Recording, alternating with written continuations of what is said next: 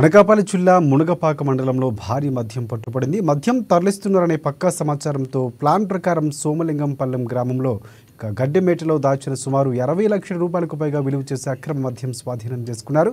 ముగ్గురిని అదుపులోకి తీసుకుని విచారిస్తున్నట్లు పోలీసులు వెల్లడించారు.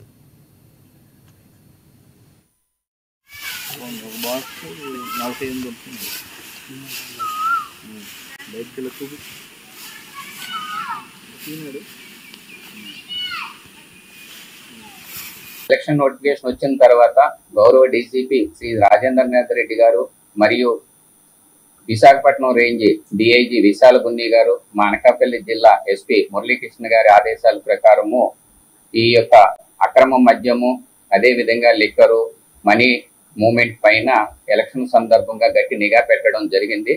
దానిలో భాగంగా ఈ రోజు ఉదయం మాకు యలమంచిలి సిఐ గారికి, అదే విధంగా మునగపాక ఎస్ఐ గారికి వచ్చిన సమాచారంపై ఈ రోజు ఇన్ఫర్మేషన్ మీద నిఘా పెట్టగా ఉదయము మధ్యాహ్నం 12 గంటల సమయంలో ముగ్గురు వ్యక్తులు ఒక మోటార్ సైకిల్ మీద లిక్కర్ బాటిల్స్ ని తీసుకుని వస్తున్నారు. 240 రాయల్ బ్లూ లిక్కర్ బాటిల్స్ ని వాళ్ళ దగ్గర నుంచి పట్టుకున్నాము. వాళ్ళు ఇచ్చినటువంటి సమాచారం పైన ఈ సోమలింగపాలెం విలేజ్ వద్ద ఒక డంపుని ట్రేస్ అవుట్ చేయడం జరిగింది.